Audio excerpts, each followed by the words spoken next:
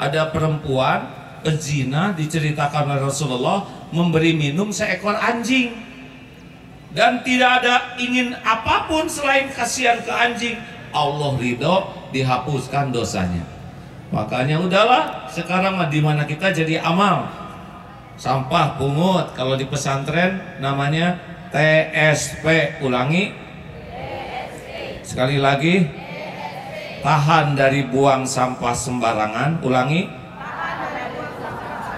simpan sampah pada tempatnya. Pungut sampah adalah sedekah. Kira-kira kota Banda Aceh kotor nggak kalau begitu? Enggak, tiap yang punya sampah ditahan, dimasukin ke tempat sampah, ada sampah dipungut. Ini amal soleh. Makanya kalau ke masjid, lihat keset miring, luruskan, amal soleh.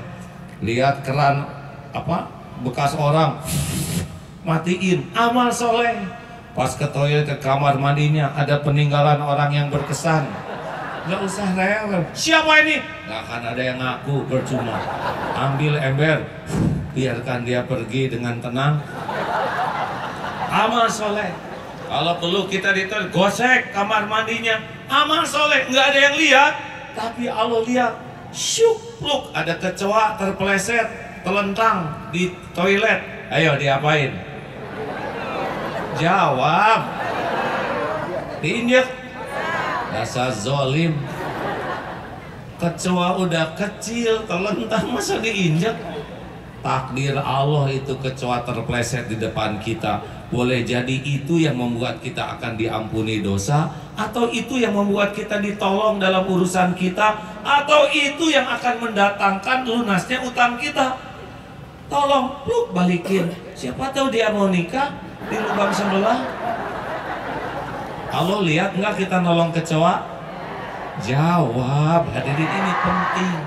Kalau mau beramal tuh jangan yang gede-gede aja, yang ada wartawan. Yang nggak ada wartawan lebih penting. Amal ada wartawan suka kurang, maaf ya, suka kurang ikhlas. Tapi amal yang tidak dilihat siapa-siapa itu biasanya yang berkualitas. Tolong, siapa tahu itu yang mendatangkan pertolongan Allah. Mau nyebrang, oh belanja berapa ini harganya? 18.000, bayar 20. Ini kembaliannya Bu, nggak usah. Ya Allah, si ibu tuh kelihatannya bukan orang kaya, tapi hatinya kaya. Ya Allah, limpahi dengan rezeki yang melimpah. 2.000 tuh keluar doa. Coba tawar, berapa harganya? 18.000, 10.000 ya. Amit-amit ya Allah, kelihatannya keren tapi pelit. Si mencret bisa mencret. Makanya berbuat baik dimanapun. Serius hadirin. Mau nyebrang, ada anak kecil, ayo ladang amal. Siapa tahu kita dalam kesulitan suatu saat. Ayo dek, seberangin, nggak usah pakai nanya, punya kakak nggak? Apa lagi? Mau nyebrang lagi pulang dari kantor wali kota, ada kakek-kakek udah sepuh. Kakek, ayo nyebrang. Enggak, kakek nggak dengar ya bahwa setiap kegiatan harus jadi amal soleh. Buat apa saya nyebrang sendiri? Mubazir, lebih baik nyebrangin kakek supaya jadi amal soleh. Apa kamu ini banyak omong? Ayo, nyebrang. Sampai di pinggir si kakek marah. Kakek kenapa udah ditolong marah-marah? Nolong-nolong apa kamu? Saya baru nyampe nyebrang, jadi balik lagi. Makanya walaupun niatnya baik harus jelas. Ternyata si kakek sudah 3 kali bolak-balik kasih. Gara-gara karyawannya soleh-soleh.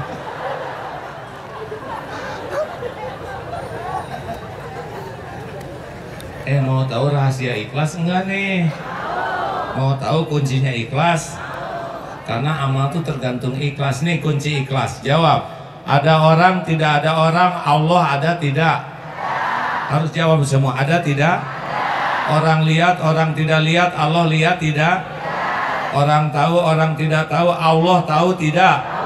Apakah setiap kebaikan dan perbuatan disaksikan Allah? Apakah setiap perbuatan ada balasannya? Apakah setiap perbuatan ada balasannya? Mungkinkah ada yang kelupaan dibalas oleh Allah? Mungkinkah ada yang ketukar balasannya? Mungkinkah ada yang kelewat? Mungkinkah ada yang bisa menghalangi? In ahsantum ahsantum li anfusikum wa in asatum falaha. Pasti ada balasannya. Famay ya'mal mithqala dzarratin khairan yara wa may ya'mal mithqala dzarratin syarran yara. Sekecil apapun pasti ada balasannya. Hal jazaul ihsan illal ihsan. Tiada balasan dari kebaikan kecuali kebaikan. Makanya gak apa-apa. Wah, saya sudah berbuat baik, dia tidak berterima kasih, gak apa-apa, malah meningkat latihan ikhlasnya. Kata suami, saya sudah memberikan yang terbaik bagi istri saya, tapi dia selalu meremehkan saya. Gak apa-apa, Pak, tambah pahala sabar, ya kan? Nanti di sorga bisa kelihatan hasilnya, asal ikhlas. Saya sudah berjuang di kantor, saya sudah disiplin, saya sudah jujur, tapi saya tidak dapat penghargaan. Biarin, memang kita bukan mau cari penghargaan manusia, kita carinya keridhaan Allah. Jelas? Tenang aja, nggak mungkin kemana-mana kok, pasti ada balasannya. Nggak ada yang ketukar, nggak ada yang meleset. Daripada capek-capek mikirin balasan orang, lebih baik sibuk aja beramal yang lain. Begitu? Perlukah kita nunggu orang lain berterima kasih?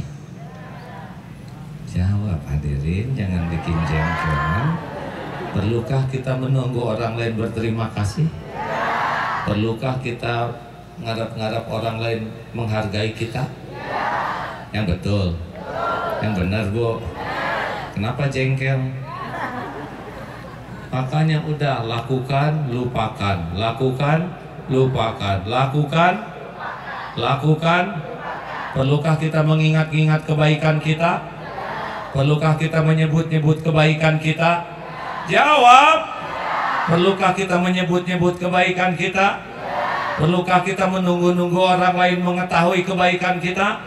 Mau ngapain capek-capek? Ya, lempeng aja. Terus produktif melakukan yang terbaik.